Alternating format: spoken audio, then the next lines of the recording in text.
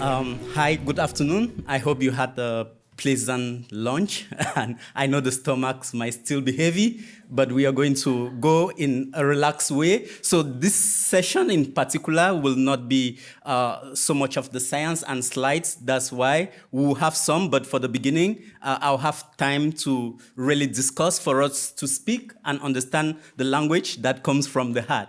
Yeah, so I'm Elvis Ndikum Achiri. So I'm currently the co-founder and president of the Global Youth Strategy on Air Pollution and Climate Health. So we are a very young network that has got recognition from the Cameroon government thanks to the work we push in terms of policy. That's why I was very interested that the Physiological Society UK leading this summit, which is very important. I myself am a physiologist, so I did animal biology and physiology, which was something for my bachelor, and for my master's, I did community action and intervention, and now I'm a PhD in global health student at Martin Luther University in Halle, Germany, Halle Saale. So I've had like this series of transition from understanding the human being to taking action. So, and that is what the chair of the summit was saying.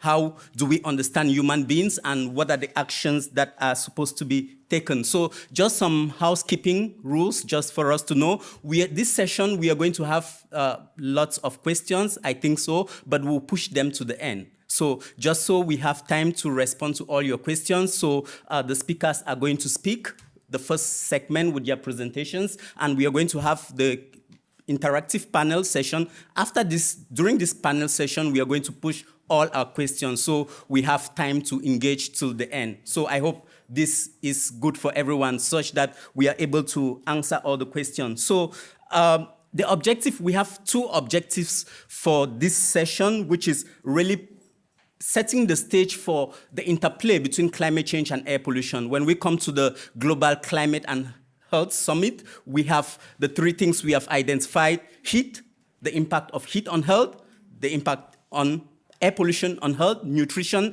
There is an interlink, and for this session, we will focus on the interplay between the impact on air pollution, climate change, and health. And what the second thing will be really looking at vulnerable population, because if we know how air pollution is impacting the world, 99% of people around the world are living in areas where air pollution levels are just above what WHO has put as standard. And this should be something that is worrying for everybody. And one of the things which is very important is for us to understand the sources of air pollution.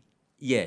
Where is air pollution coming from? When we speak from different contexts, where I'm coming from, I remember for the first time I heard about asthma. I don't know if everybody here knows about the disability called asthma. Or it's your first time? Yeah. I heard about asthma for the first time 10 years ago, and I was in another conference in Abu Dhabi, which this time was on tobacco. So I used to work on tobacco control, and I learned about asthma during the 16th World Conference on Tobacco Health. And during this time, I had not heard about asthma. And then as somebody working in the field of physiology, animal biology, I asked myself, but how do people live with this condition that doesn't have any treatment? I don't know if you're also aware of this. And this is how I started looking, how do people live with this understanding? And with the Global Asthma Network, for the past 10 years, we have tried to understand the evidence and now what are the risk factors, and air pollution came to be a singular risk factor that nobody was speaking about in Cameroon. People, I might exaggerate, but I had the feeling nobody was speaking, and that's why we had no comparative data before I started working on asthma, on the prevalence in the country among children, adolescents, and adults. So this is something we need to know. What are the pollutants we have in my context? Burning of firewood. What I call it in the simple language, biomass, firewood burning. This is something which is very significant indoors. More than between 75 to 95% of households in Cameroon still use firewood for burning, and which is a big source of pollution. And we have waste burning, which it's a big problem because we are still behind in terms of strategies to transform our waste, and the only way people can deal with their waste is burning, and this contributes to air pollution, be it outdoor or indoors, because this burning happens just around homes. And we have also second-hand vehicles. I'm focusing in low and middle income settings. We have second-hand vehicles moving from the global north to the global south. So these vehicles, they pollute a lot because they come to Africa when their lifespan is expired, but they are beginning a new lifespan in Africa. So they begin this lifespan where they have to live for even more than 15 years, 20, the cars that have abandoned and their state are not good. You might be wondering, but what happens that these cars are not operational in global north, but they are operational in Africa? These are some of the development issues that we are going to be discussing that align with how climate change is driving air pollution, and air pollution is driving climate change and also impacting our health.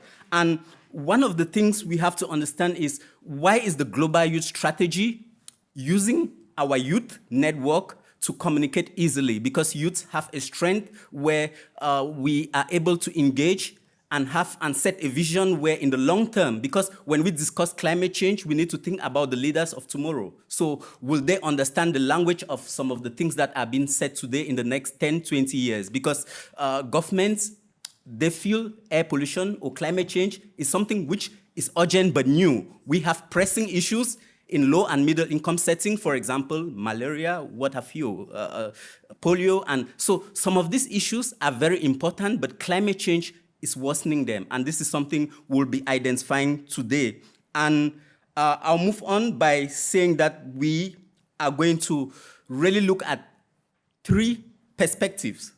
We'll have the African perspective, where we'll have somebody with lived experience, and we'll have India, where we are going to speak in Asia, policy, what is happening, what are policies that are being put in place to tackle air pollution and climate change, and we'll come to global north and see what are the actions in global north that can be replicated in global south to do what we call fast-tracking the response, because there is no time for inaction.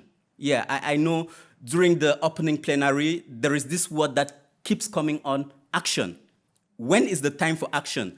It is when we will be able to decide that we need to start acting now, that we will understand that there are solutions, but we need to take action. So thank you very much, and I'm going to welcome our first speaker, who is Lisa Nangon Paul from Cameroon. She's actually volunteer, a Freedom to Breathe ambassador from Cameroon with the Association for the Promotion of Youth Leadership, Advocacy, and Volunteerism. So she's going to be presenting her story. I'm just going to say why she is here today. She's coming from Cameroon, and I brought her because 10 years ago, when I started working on asthma, I knew nobody living with asthma.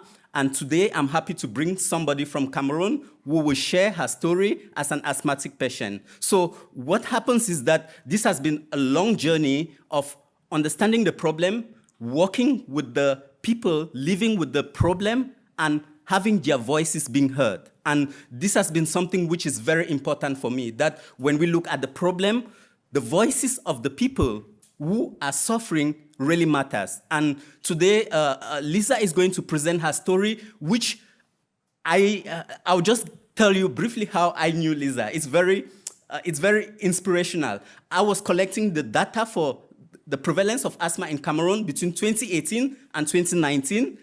I learned about her story after we used data from this survey to raise awareness in her school. I collected data in her school, in her secondary school, and I learned about her story from her sister. Then she was still very young. I didn't even know her. Then when we started doing awareness raising, it is her friend that recommended her to come and speak as an asthmatic patient. And she has been able to speak in like 3 of our events, which are really high level, with the Minister of Public Health being involved, the Ministry of Communication, and recently she was on national television speaking after the WHO second global conference on air pollution and health, in aligning the conference to actions that were happening in countries. So Lisa, you can come on to give your presentation, which I feel is available. Thank you.